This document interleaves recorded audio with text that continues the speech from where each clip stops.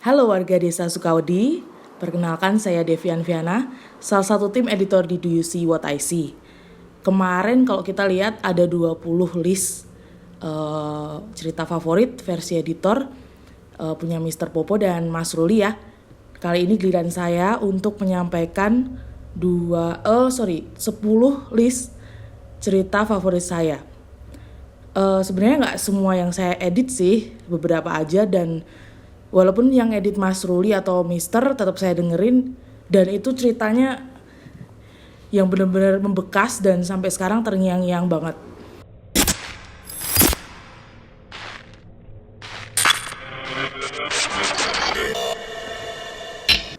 Sebenarnya 10 cerita yang masuk dalam list saya ini adalah termasuk favorit kalian juga pastinya, karena memang benar-benar cerita ini tuh buat saya buat orang penakut seperti saya sih emang benar-benar ini membekas lah intinya. Oke, kita masuk ke list aja yang pertama ya, langsung ya. Yang pertama by the one and only Mr. Popo yang berjudul Rumah Eyang. Kalau kalian pernah dengerin, ini adalah episode awal-awal banget ketika Do You See What I See ini terbentuk. Ceritanya ini sebenarnya singkat. Ini adalah spin-off dari cerita yang sudah diceritakan di Reddit. Ceritanya itu menarik banget ya. Dan buat saya itu sampai kepikiran gitu mau tidur. Karena cerita ini tuh relate sama kehidupan kita sehari-hari gitu. Ya udah, daripada ada spoiler kan, lebih baik didengerin sendiri ya. Tapi aku kasih sedikit cuplikan, berikut cuplikannya.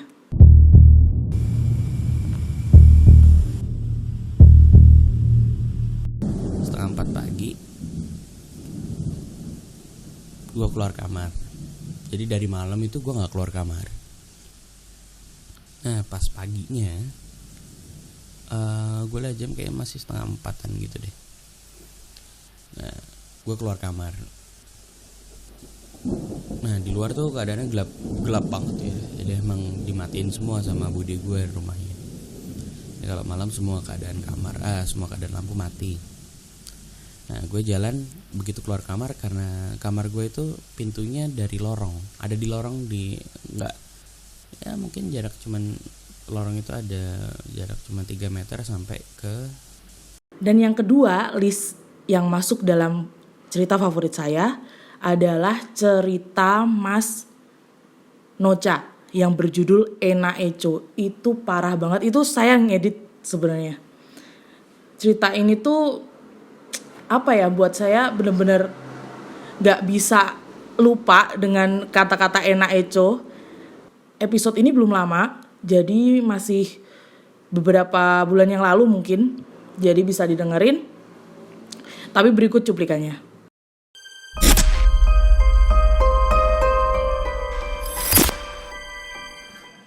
Orang menyanyi 2 buah kata Ena Echo. Mungkin yang nggak tahu, Ena Echo itu artinya enak banget itu Ena Echo. Nah, suara ini mengulang-ulang kata Ena Echo terus-menerus tanpa henti ya, terus-terusan sampai seperti nggak ada jeda untuk nafas. Dan yang ketiga adalah cerita dari Mbak Roy yang berjudul Payung Merah. Itu saya juga yang edit. Dan sebenarnya cerita ini sedih sih, karena ada sebuah tragedi mengenaskan di balik cerita itu gitu. Cuman ceritanya, penyampaian Mbak Roy juga kayak gitulah, pasti favorit semua orang juga Mbak Roy kan. Serem pokoknya. Mending langsung dengerin aja deh. Berikut cuplikannya.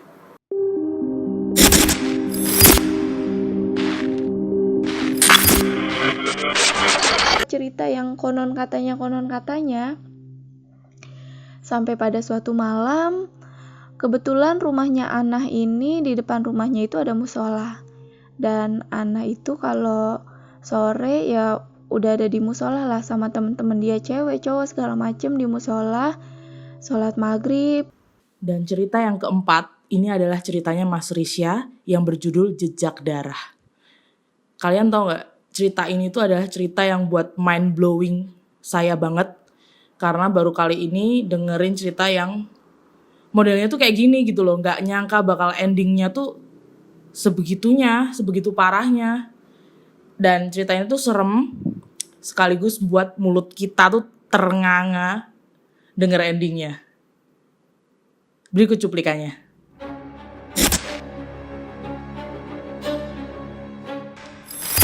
Akhirnya dengan cepat kita singkirkan, kita pinggirin gitu ya kursi roda dan Amben itu untuk segera menuju ke ruangannya Mas Rudit. Betapa kagetnya kami berdua, yaitu Pak Security dan juga saya, ketika melihat apa yang Mas Rudit lihat. Ini Loki, ada ini. Dan yang kelima itu adalah cerita dari Mas Tanu Wijayatno berjudul Taksi Online. Cerita ini saya ngedit kebetulan dan ini tuh jump scare-nya combo banget, double. Jadi ceritanya, singkat cerita, Mas Tanu ini dapat penumpang, sepasang penumpang gitu. Mereka ini aneh, saya bilang aneh ya biar nggak spoiler. Terus dia dianterinya juga di perumahan hantu. Bisa bayangin itu jump scare-nya combo sih. Harus dengerin sendiri ya. Berikut cuplikannya.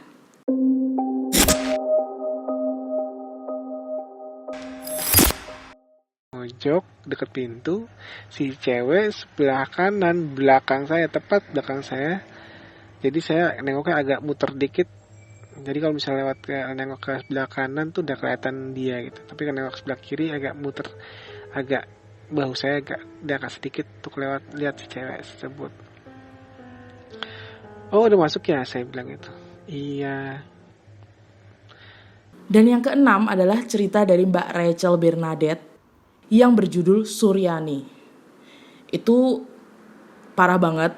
Sebenarnya bukan saya yang edit, cuman ini cerita sebenarnya sedih juga sih sama kayak punya Mbak Roy tadi. Cuman premisnya tuh bagus, penyampaiannya Mbak Rachel juga keren banget. Berikut cuplikannya.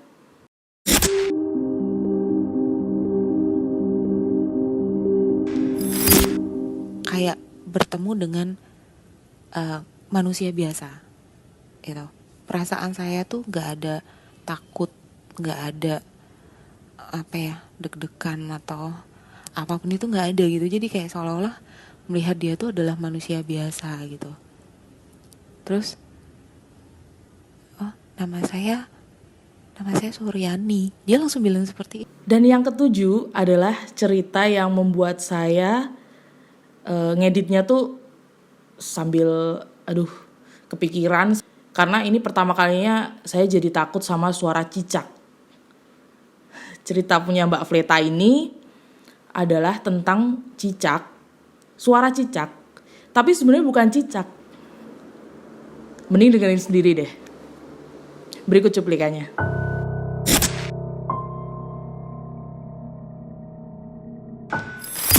Dia lihat sesuatu di dapurnya.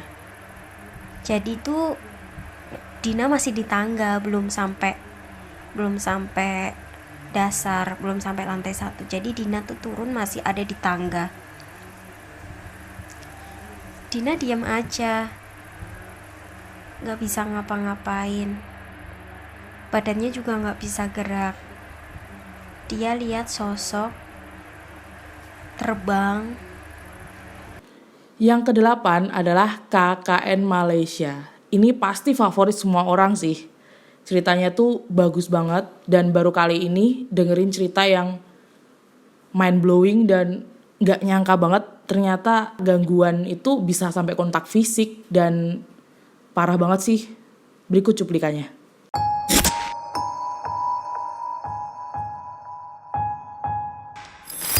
Gitu. Karena kita panik, kita bertiga datengin gitu tempat kejadiannya di lantai ini gitu. Terus karena kita nggak tahu lo bawa apa, terus baju lo juga di ujung ya di dekat kamar, takutnya ada perampokan atau apa. Karena posisi gue katanya pingsan di tengah-tengah lift dan gue inget banget gue nggak pingsan di situ, gue pingsan. Dan yang kesembilan adalah cerita Home Sweet Home milik si cantik Tavita. Tavita ini menceritakan tentang rumahnya dengan berbagai gangguan yang sebenarnya ekstrim sih menurut saya. Kok bisa ya betah dengan gangguan sebegitu banyaknya gitu? Daripada penasaran, dengerin sendiri ya. Berikut cuplikannya.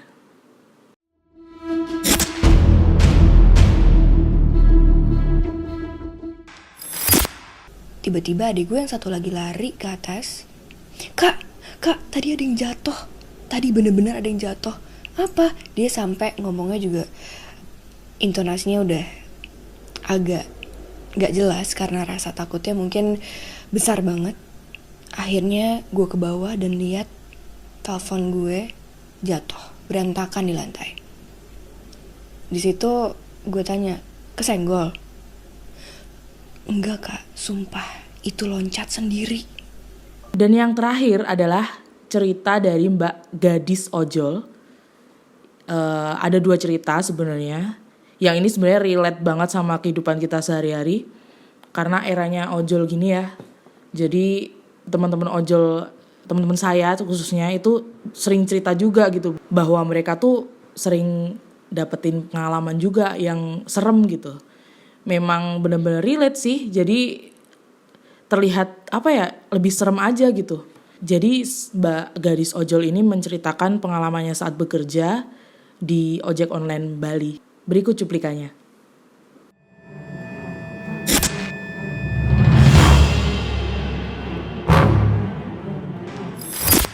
Langsung dibawa ke kosannya dan ternyata ceritanya itu adalah jadi Pak Agung itu ada order masuk di daerah Umalas, kerobokan itu.